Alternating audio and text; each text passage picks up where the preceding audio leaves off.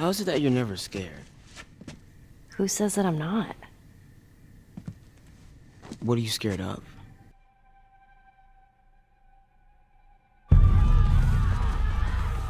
Do I need to remind you what is out there?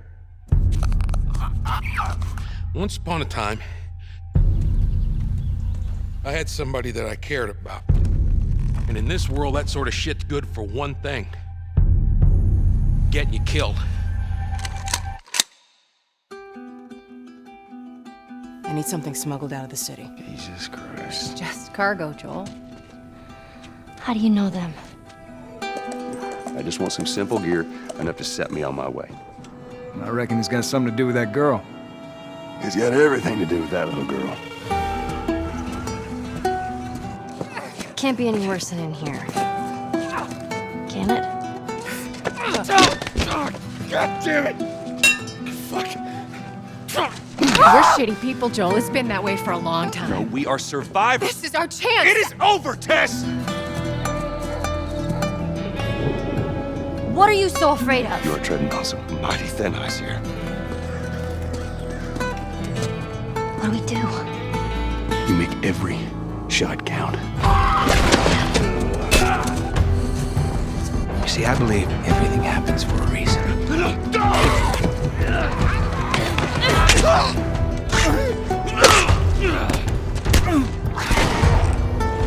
We don't have to do this. You know that, right? After all we've been through. Everything that I've done.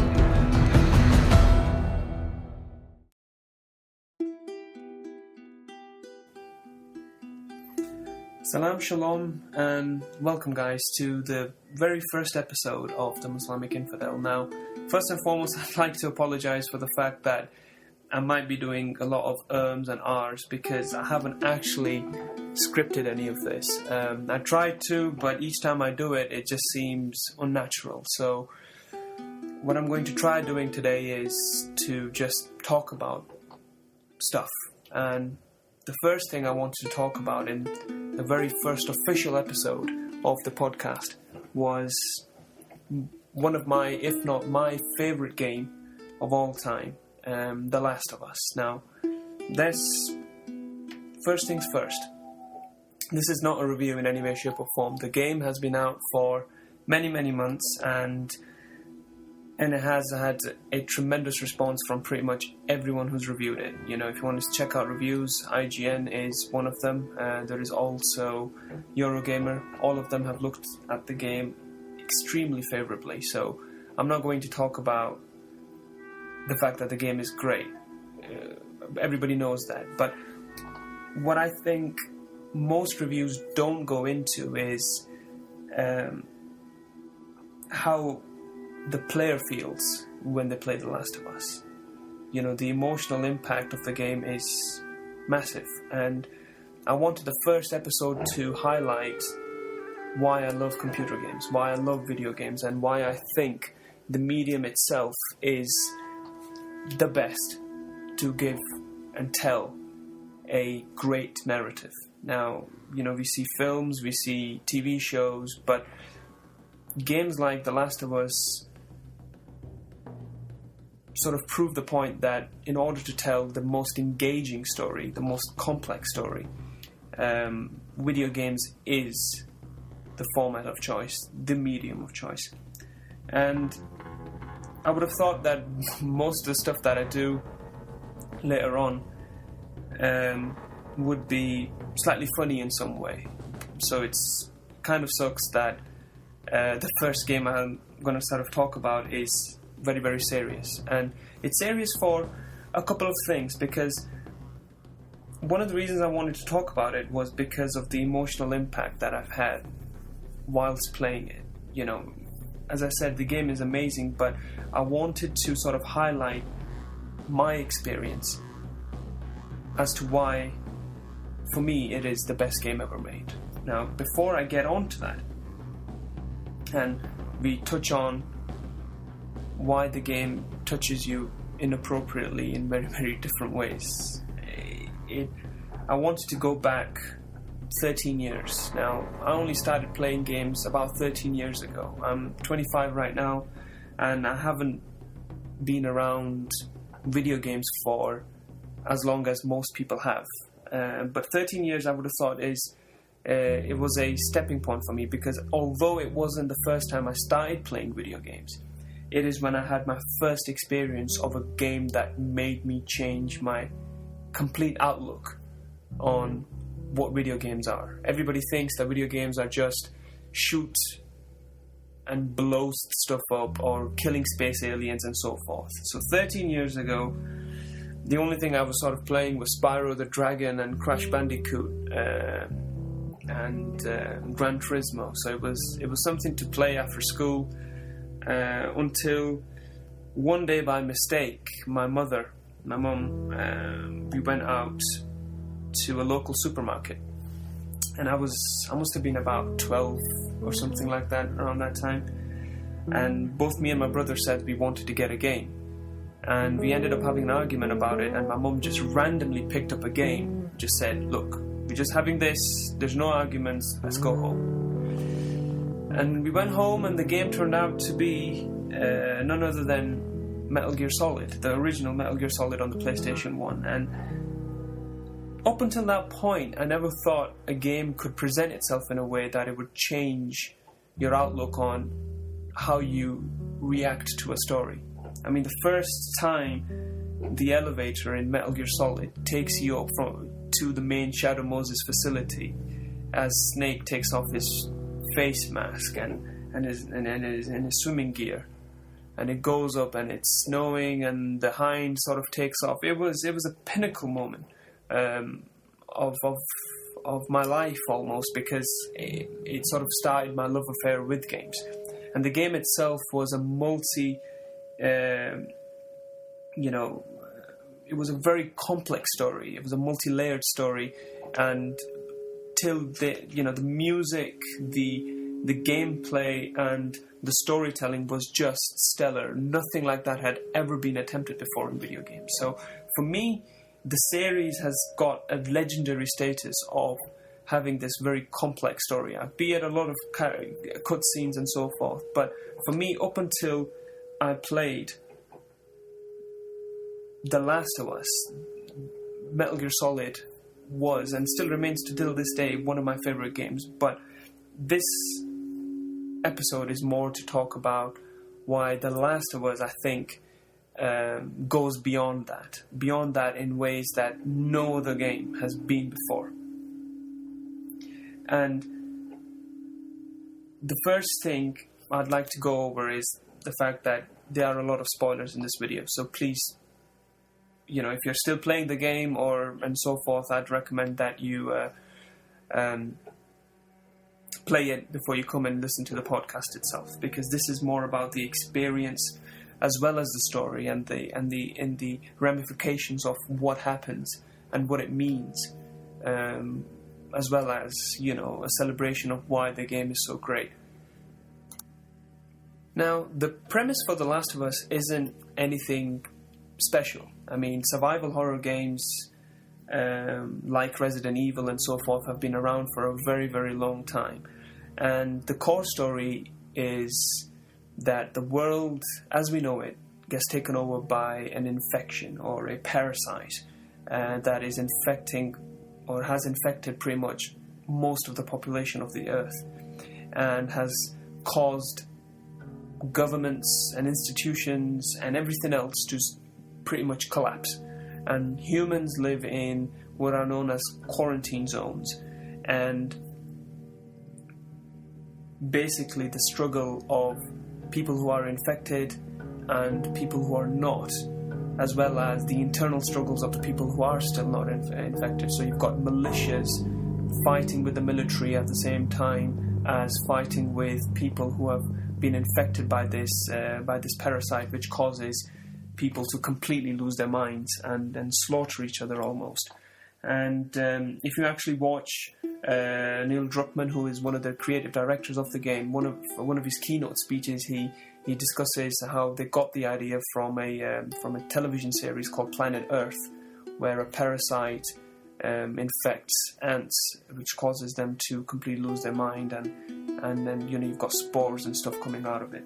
So the story sort of is, that's the world that the story takes place in, and you play the majority of the game as Joel, who is one of the survivors. He starts off as being a smuggler,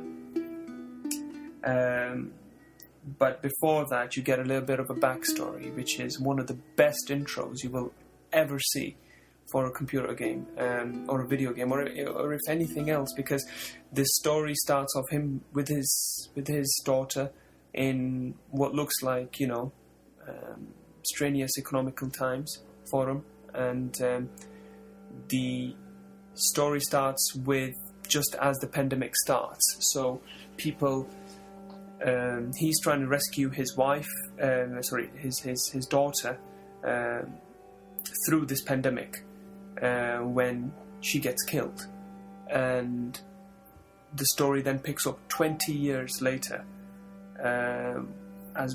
So at that point he's become a smuggler, almost like an outlaw in one of these quarantine zones where the non-infected people live. Now the reason why the intro is so great is because it's got some of the most emotional scenes in the game. Certainly when his daughter passes away and is shot is one of the most beautifully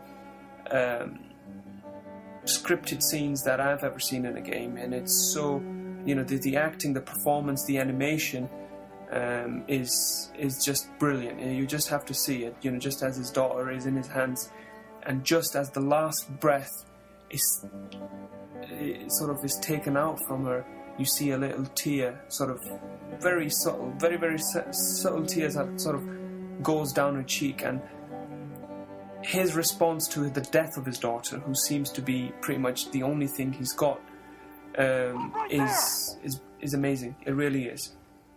We're not sick. Got a couple of civilians on the outer perimeter. Please advise. Daddy, what about Uncle Tommy? We're gonna get you to safety and go back for him, okay? Sir, there's a little girl. But... Yes, sir. Somebody, we've just been through hell. Okay, we just need... Shit.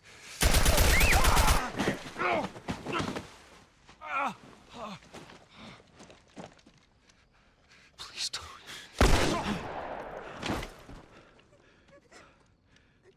Oh, no. Sarah. Move your hands, baby. I know, baby, I know. God. Listen to me, I know this hurts, baby. You're gonna be okay, baby. Stay with me. All right, I'm gonna pick you up. I know, baby, I know it hurts. Come on, baby, please. I know, baby, I know. Sarah. Baby. Don't do this to me, baby. Don't do this to me, baby. Come on. No. No. No, no. Please. Please don't. Please. But 20 years later, he then is told to sort of take this girl, who is linked to one of the militias, across the country, because he finds out that this new girl, Ellie, who is a teenager, roughly the same age as his daughter 20 years ago, is he finds out that she is unable to be infected by this virus or parasite. So you play the majority of the game sort of taking her from one part of the United States to the other so this cure can be found. Now, in essence, if you think about it, this storyline and this premise and this type of story arc has been explored by different genres. Games, TV shows like The Walking Dead, even films like I Am Legend have sort of touched upon similar genres. But what is key over here, and what you have to understand, is that this isn't just the backstory. This is more about the journey these two people go through, and the emotions and the experiences that you go through with them as the player. And it is the attention to detail by Naughty Dog that sort of sets it aside and puts it apart from anything else that's ever been through it. And it's the sheer feeling of dread that you are surrounded with constantly. And whilst I was playing it, you know, sure, you play it and you save it and you go on and do something else. I remember, you know, the effect of the world that they put you in, and the decisions and the choices that you have to go through really make you think about, you know, your life in general, and how you go and take for granted the simple things in life, you know, like just being able to walk from your home to the bus stop. And I think it takes an extreme amount of talent to sort of put that into the mind of the player even after they've stopped playing the game. And that's what makes the game so amazing. It is the little details, and I'm going to get onto that, because you're not just controlling an avatar in The Last of Us, but it almost is the believability of the two characters, which is what makes the experience so great. And you almost you form a relationship with Ellie whilst playing as Joel. Now, part of the reason why both Joel and Ellie are so great is because of Ashley Johnson and Troy Baker's amazing acting. I mean, Naughty Dog, just like the Uncharted games, spend a lot of time actually putting the actors and motion capturing them doing the scenes. So the actual game is acted out as though it's being filmed. And the performances that come out are so believable and so amazing that you're completely and 100% invested into their story and invested into their characters. You know, you don't see the jaggedy animations, and you know, it's that what makes it so great. But at the same time, I think not one person can take the credit away from it. You know, the people who've animated them, who've rigged them, who've weighted them, and the level designers and everyone else has contributed to making these characters so great. And most of the action and dialogue in the game takes place within gameplay, and it's very, very reminiscent of what Half-Life 2 did. You know, and it sort of makes you feel as though that, you have to put the pad down and look at cutscenes. I mean, there are cutscenes in the game, yes, but not nearly as much as you would expect from a game of this caliber, where the player is given the opportunity to do what they're doing whilst listening to a little bit of dialogue that's being played. Obviously, some of the story is in cutscenes, but it's the small details that make it so believable. So, for example, Ellie, who I think is one of the most brilliant characters ever portrayed in a game. I mean, Joel is great, don't get me wrong. I mean, even though you play most of the game as Joel, I think it is Ellie's world that becomes prominent, and her experiences and what she's doing becomes a lot more important during most of the game.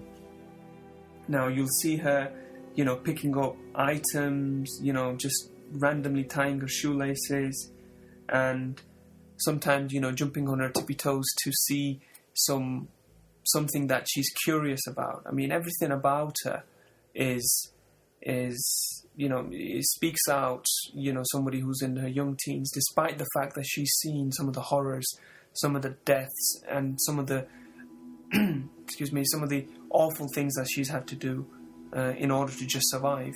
And that's what Last of Us is. It is a story about survival and the relationship that's built between Ellie and Joel whilst they try to survive. And that is the main reason for the success of this game, for the success of the characters that are portrayed in the game.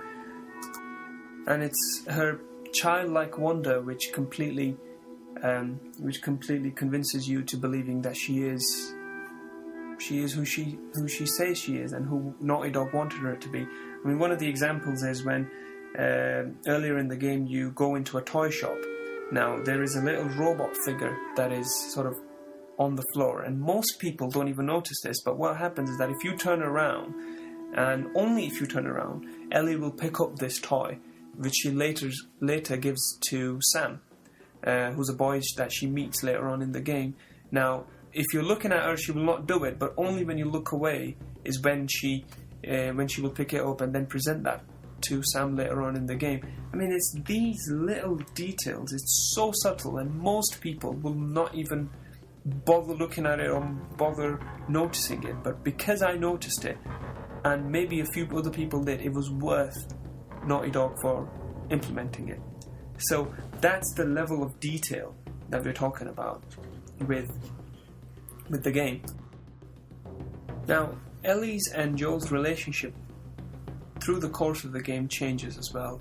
Joel, I think, starts off being slightly annoyed or slightly dismissive about Ellie's presence, but soon that completely changes. You know, he becomes a lot more overprotective of her. Now, at no point in the game does Ellie present some sort of hindrance to Joel.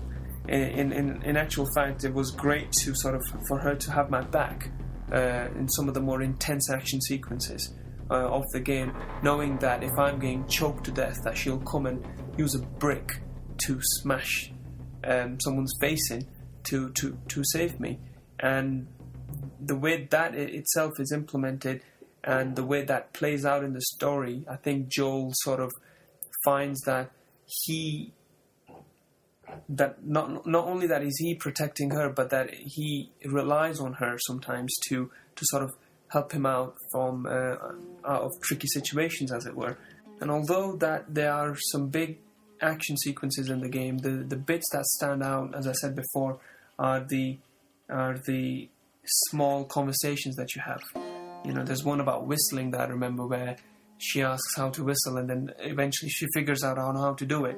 And that itself was you know, I think much better than the big sort of set piece action sequences we're used to with the likes of Call of Duty and then so forth.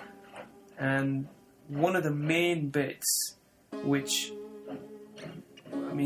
I loved almost, you know, the moment I saw it, was towards the end of the game. Joel is injured.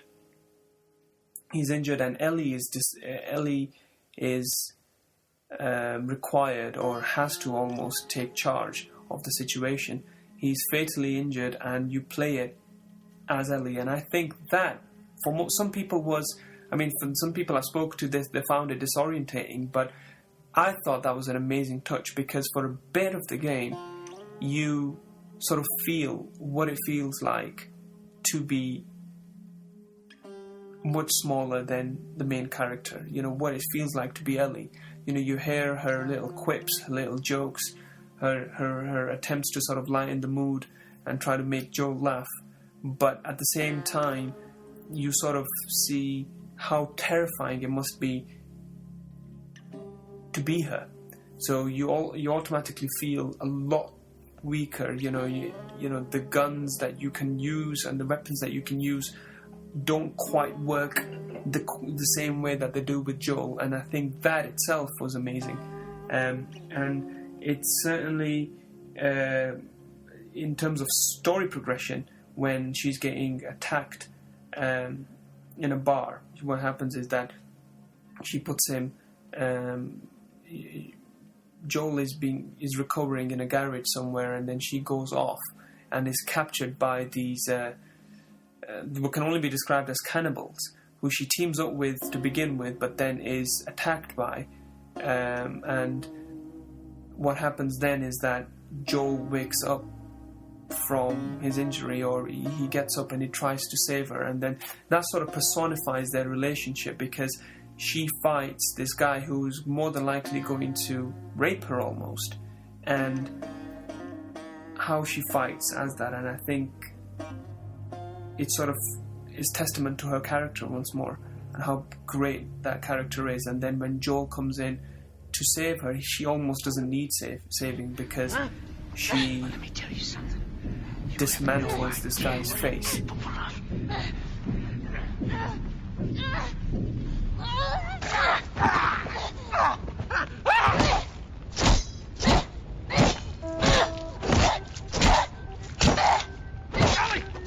Stop! Stop! Fucking touch me! Okay, it's me. It's me. It's me. Look. It's me. He tried to... Oh, baby girl. It's okay. It's okay. Joel.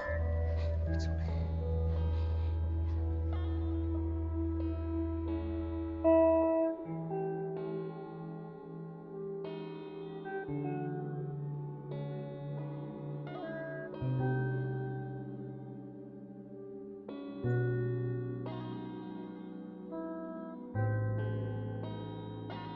And from that point onwards in the story, that affects her almost, you know, and the gravity of what she did, regardless of under what circumstances she did it in, it sort of affects her.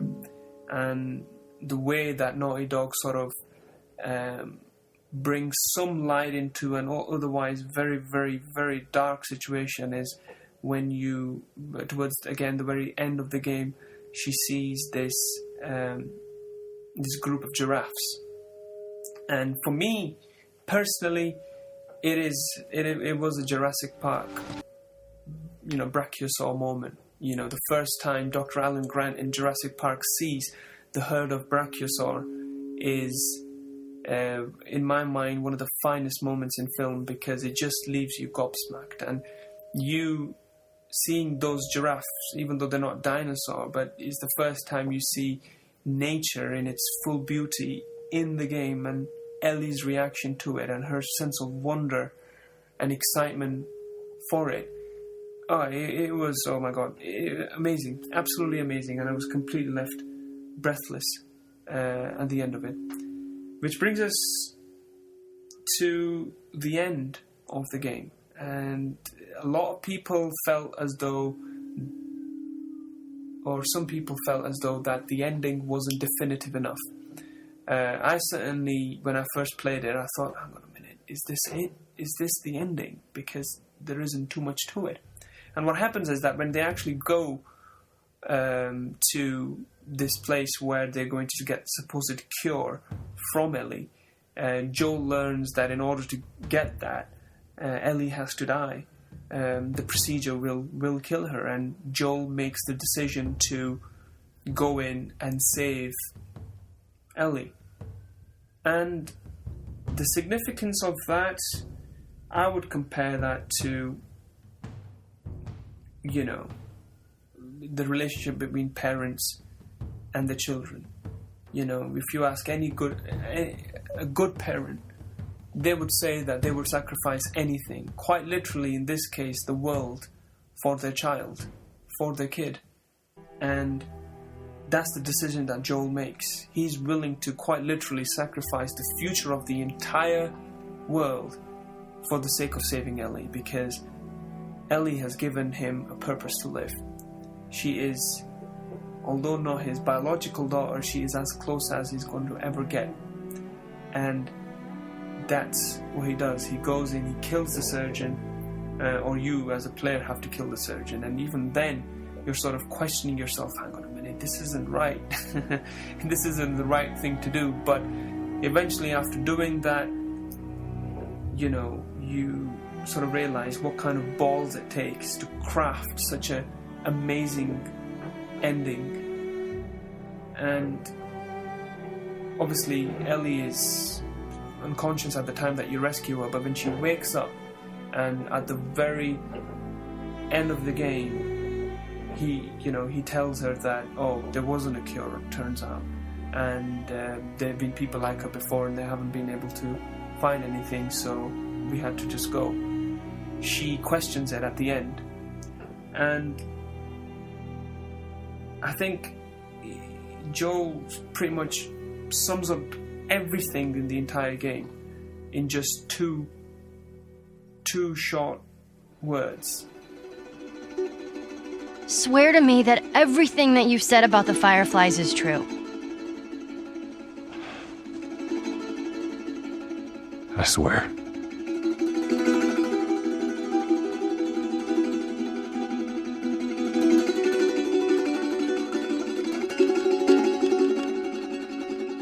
Okay. And you're left with complete sense of awe, because again it highlights what Ellie means to him and the length that he's willing to go through. He's willing to sacrifice that trust to sort of be with her, to sort of look after her and so forth, for her to be still in his life, because he feels as though that's the only thing he's got now. The world may have ended, but he doesn't have to give up the one thing that he still cares for. And by looking at Ellie, you sort of think that, yes, she knows that this is a lie. Or maybe she doesn't. That's the thing, you have to take that away from it. Because does she realize, or does she know that he's lying, or does she believe him? But in either case, she agrees. She's willing to believe him. And that sums up her relationship with Joel. That she's willing to maybe buy into the lie, or maybe she trusts him that much that it's almost fine from that point.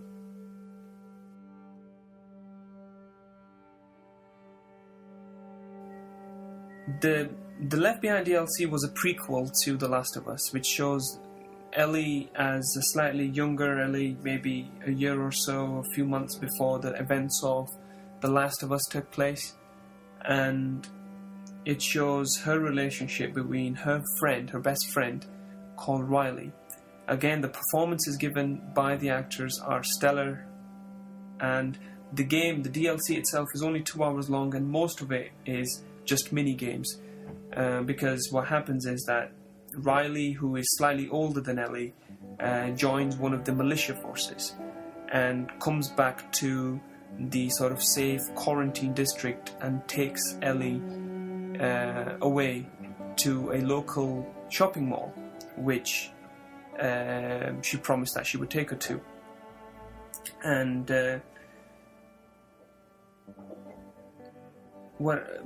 for the majority of the game is just mini games. So you throw bricks at a car and see who can break the bricks quickest. There's a photo booth in which they pull faces and so forth, take pictures of themselves, and there's even a water pistol game in which they play and try to find each other and so forth. And you play as Ellie over here. It is also a filler for what happened when Joel initially got injured. So this is almost like a flashback that Ellie has whilst protecting Joel in the original game. And I mean, I don't want to dwell on too much because it's already 36 minutes long according to my thing. I'll probably shorten it a little bit, but the key reason for what I loved it was because towards the end of the game, Riley, who's her friend, puts on some music in a music store in the shopping mall, and they have a little dance, and just randomly Ellie gives Riley a kiss. I mean, I know people who are gay and are off people and so forth, but I've never, because my own fault, I've not tried to understand it, and because I've not tried to understand it, I've always treated it as a entity or something that I don't have to be concerned with. But even though for just 2 seconds you say that the kiss between Ellie and Riley was just a spontaneous thing, probably it didn't mean anything. after all, Ellie hasn't got any other boys around her to sort of have any other emotions for, so it almost makes sense that maybe she loved her friend, her best friend, but did she or did she not? A kiss does not mean anything. It might have been spontaneous, it might not. But since up until this point you know Ellie so well, and you almost feel completely and utterly devastated at the end, because soon after that kiss, the infected break in and both Ellie and Riley are bitten. And we all know that if you played the game that Riley doesn't make it, but Ellie does because she's immune to the virus. That's when she finds out that the virus isn't going to affect her. So this, and watching this, I was completely and utterly devastated for Ellie when you find out that Riley has died. And that normally wouldn't have made the same impact if the character itself of Ellie wasn't so amazingly written and amazingly acted and amazingly animated and so incredibly believable. Because you already have this almost like a father-daughter relationship with Ellie, you sympathize with it. And that, I suppose, is the essence of the human condition, what sets The Last of Us apart from any other game before. I think it's clear. Ellie. Ellie, your arm.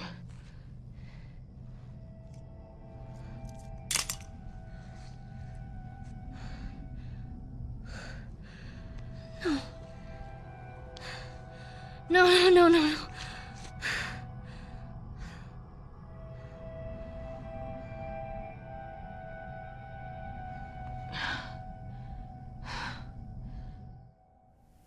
Well, at this time, I suppose everybody knows and it's unanimously agreed that The Last of Us is a fantastic gaming achievement. It is up there with the greats, unanimously. I mean, personally for me, it is the best of all time because of not just the fact that it is a brilliant game to play, or the fact that the story is so great, but I suppose what really sells it is the very real issues that it addresses within the gaming industry.